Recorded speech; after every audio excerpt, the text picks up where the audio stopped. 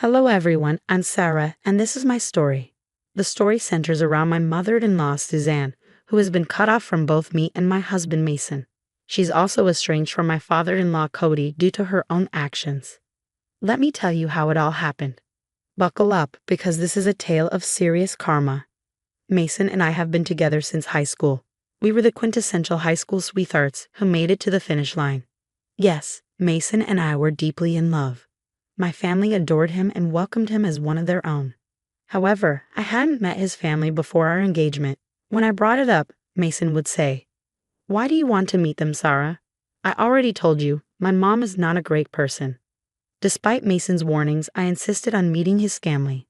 I believed that no matter what, they were his family, and I wanted to try to have a good relationship with them. Cody and I met accidentally at an event, and he was charming and friendly, so I couldn't imagine Suzanne being that bad. How wrong I was. I finally met Suzanne after Mason proposed. Naturally, I said yes because he is the love of my life. At that time, he had a well-paying job, and I was running a successful knitwear business. Everyone said I was talented, and Mason was very supportive. With everything going well, we decided to get engaged and settle down. When I knew I would finally meet his family, Mason was anxious, and I soon understood why. Cody and Susan invited me to dinner at their house. The perfect opportunity to meet them in person. From the moment I arrived, Suzanne's judgmental gaze made me uneasy. The real tension began when we started discussing careers. I mentioned, "I'm running a knitwear business. I learned the craft from my grandmother, and here's some of my work." Cody praised my work, saying, "That's some great work, Sarah. I had no idea you were so talented." Mason added, "She's good at this, isn't she? I keep encouraging her to expand her business." Suzanne, however, scoffed. "Well, she should be unsure. This is far from impressive. Knitwear is so old-fashioned. Who even wears this crap? She's wasting her time on stupid hobbies. I can get these for $2 at Goodwill. You don't have to brag about her." Cody intervened. "Suzanne, stop being childish. It's embarrassing. You have no right to humiliate Sarah. She is our guest and our future daughter-in-law." "Oh please, Cody. She's the one with the embarrassing hobby. Who knits sweaters nowadays? I'm only speaking the truth." "At least she's good at something, Suzanne. There's no need to put her down. You're being unfair. Someone needs to tell her the truth. Listen here, Sarah.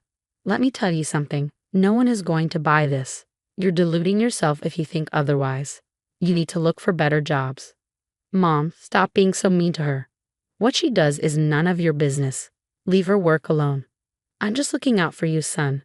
The way you and your father are drooling over her work, she may get the wrong idea about her skill. It's practically useless. I hope she understands that." That's Suzanne for you, folks. This woman is vile and extremely toxic. It was clear to everyone that she was jealous, though I couldn't fathom why. I had gone to the dinner hoping to make a good impression on both Susan and Cody. While Cody took a liking to me instantly, Susan was hostile and mean. When we got home, Mason said, "Sarah, please don't mind my mother's words. She's always like that. This is exactly why I didn't want to introduce you to her." "It's okay, Mason. Maybe she just feels a little uncomfortable with me. Did I do something wrong today?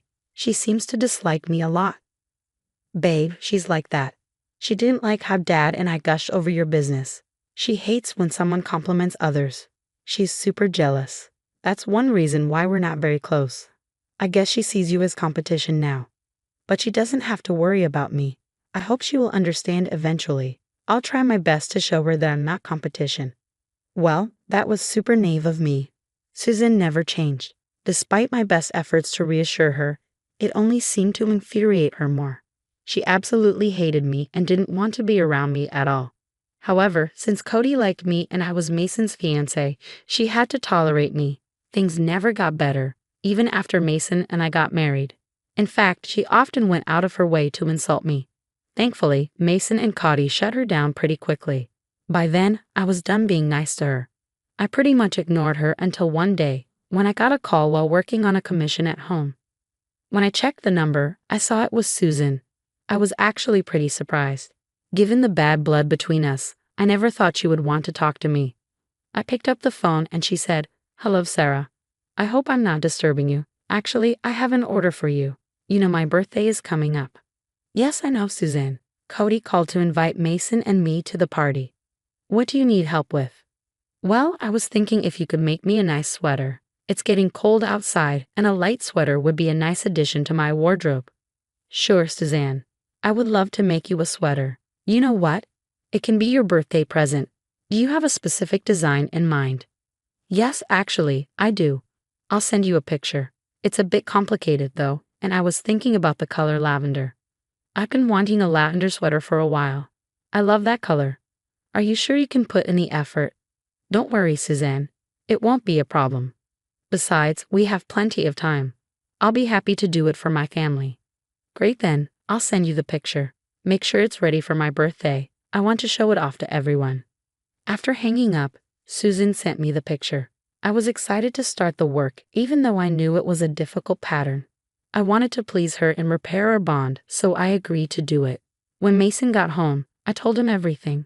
You know, Susan called me today. She said she wants me to make her a sweater. I think she's starting to come around. Seriously? Mom asked you to make her one? Yeah, she wants to wear it for her birthday next month. She does want a complicated design, but I can finish it in 3 weeks. 3 weeks? That's a lot of work, babe. My mom hasn't been nice to you. Are you sure you still want to do it? You can say no. I know Mason. Frankly, I think it's a bit odd too, but I'm willing to give it a chance. Even if she doesn't like it, I can take it back and sell it. Keeping this in mind, I started working on the sweater. It turned out to be a difficult task due to the complicated patterns. I never showed Mason the final product because I wanted the birthday girl to see it first. I guess that was one of the many mistakes I made. Mason and I arrived early at Susan's birthday party. It was a grand event organized on the lawn of their home. Several family members and friends attended, and everyone was truly enjoying themselves. I handed Suzanne the gift and said, "Happy birthday, Suzanne. Here is your gift. Why don't you open it and see if you like it?" "Thanks, Sarah. I'll open it when everyone arrives. I want everyone to see what you got me. I bet they'll be jealous." "Sure, if that's what you want. I can't wait to see you wear it." Back then, I had no idea why she was stalling with my gift. She opened all the other presents but kept mine for the end. When everyone had arrived, she finally turned to the group and said, "I see that all of you are here. As you know, Sarah here likes to do some knitting in her spare time. I don't know if she's good at it, but we will see in a while. Let me just open her gift and find out." "Show us what you got. I'm sure it will be beautiful," someone chimed in. Susan opened the gift and saw the sweater. Everyone started murmuring praises, and I felt very happy. However, Cody and Mason looked a little confused. "Sarah, why did you give Mom a lavender sweater? She hates the color," Cody said. "Wait, what? I'm confused. Does she hate lavender?" "That can't be true," I replied. "Yes, she really does hate that color. Don't worry, it was an oversight. The sweater is super pretty though. I see you put in a lot of work," Cody reassured. "Yeah, she actually spent 3 weeks making it. I saw her struggle a lot but wanted to make it perfect," Mason added. "Well, this piece is trash. First of all, everyone knows I hate the color. She shouldn't have used it. Besides, I don't even like knitted wear." "Don't worry, I know exactly what I need to do with it," Susan said. Suddenly, Susan took the sweater and tore it apart. I was in shock, and so was the whole table. Honestly, it felt like someone had stabbed me in the chest.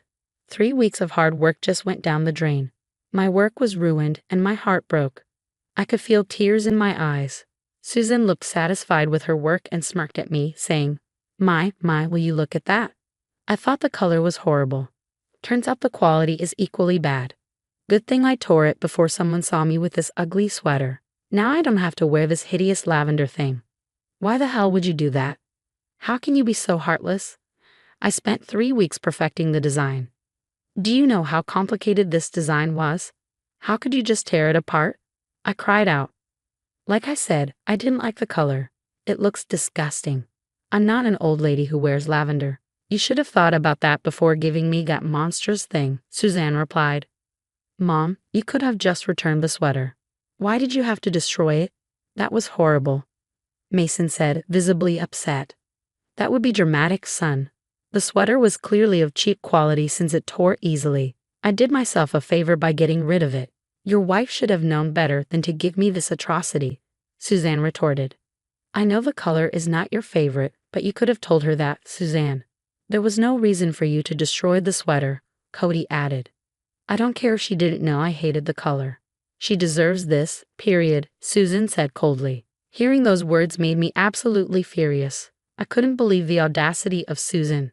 I understood that she planned to humiliate me all along. She made me work on the sweater so she could embarrass and laugh at me, but no one else was amused. Everyone looked horrified. Even Cody stared at the destroyed sweater in disbelief. That's when I knew it was time for revenge. I wiped my tears and took out my phone. Then I said, you have some nerve criticizing and destroying my hard work. I can't believe your audacity. You're telling everyone that you hate the color, but you are the one who told me to make a sweater in lavender. What? What are you talking about? I would never say that. I hate the color, Susan snapped back. That's not what you told me in your call. You're lying to everyone. I never said that. You're making things up now. You have no proof that I told you to use lavender, Suzanne insisted. I actually recorded the call to have a clear idea of what you wanted. Looks like I hit the jackpot with it. Here, let me play it for you. I took out my phone and played the recording. It clearly showed that Susan had played me dirty. When everyone heard it, they knew Susan had planned the entire thing. Susan turned pale and looked down at her hands. Mason and Cody looked ready to explode. When I stopped the recording, Mason said, Mom, what the hell? Why would you do that? You always told us you hated lavender. Even after this, why did you tell Sarah to use that color? Obviously because she wanted to humiliate me today. Why else would she do this, Mason? I interjected. No, that's not true. There's been some misunderstanding. This witch here is setting me up. I hate lavender. I would never ask her to make something like this, Susan stammered. Mom, stop it. Everyone heard the recording. Why are you still lying? Is this because you're jealous of Sarah? Mason demanded. Why would I be jealous of her? She's a worthless girl. She deserved to have her nasty work destroyed. Susan snapped. That's enough. How can you still lie to everyone and call Sarah a witch? And you want to see people get what they deserve. Let's get started then, Cody said sternly. What do you mean, Cody? What are you going to do? Suzanne asked, her voice trembling. I'm going to divorce you. Enough is enough. I've dealt with your jealousy and destructive personality for years. I literally begged you to stop and get therapy, but you never listened to me. Today you crossed the line. I'm done with you. No, Cody. Please, how can you say that to me? I'm your wife. You can't frighten me like that, Suzanne pleaded. I am not threatening you, Suzanne. I am serious about this. You won't be my wife for long. Now get out of this place before I say something stupid. Susan tried to argue, but no one would listen to her. Actually, everyone at the party started to berate her. Even her friends turned against her. It seemed she did have some good friends, but it also seemed they wouldn't associate with her anymore. Susan was crying and wailing at the top of her lungs. After some time, Cody gave her a stern warning and told her to go to her room. When she left, Cody apologized to me. I'm so sorry, Sarah. You got humiliated in my house. I shouldn't have let it happen. Please forgive me. No, Cody, please don't apologize. It's not your fault at all. This is all Suzanne's doing. I am at fault, Sarah. I should have dragged her to therapy or divorced her sooner. I kept enabling her, thinking she would change. Looks like it will never happen. This time, I won't forgive her. Honestly speaking, I felt bad for both Mason and Cody.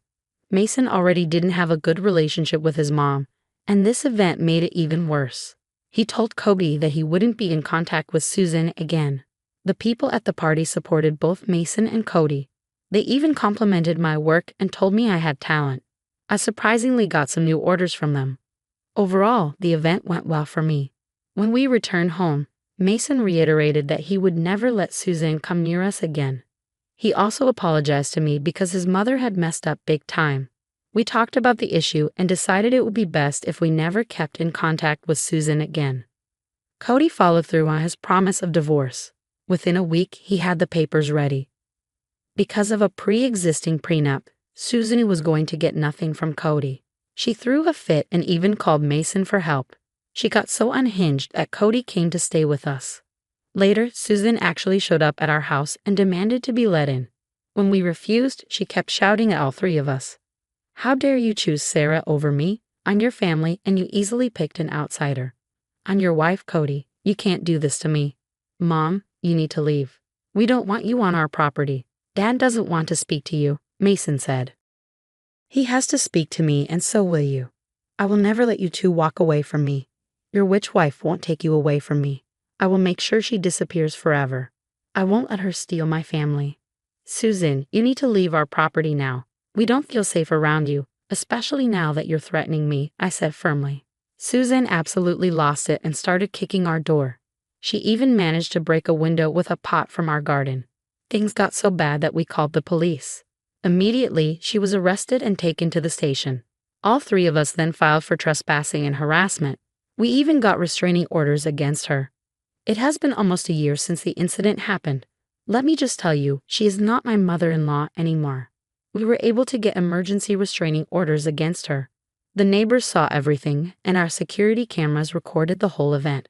She was charged with trespassing and had to pay us for the destruction of property.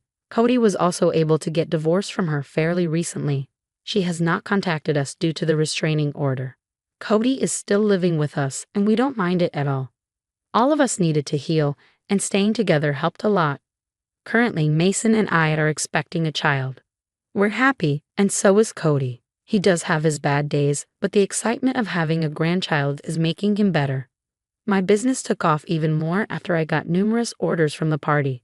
The recommendations brought in more orders. I have to say, Susan did me a favor.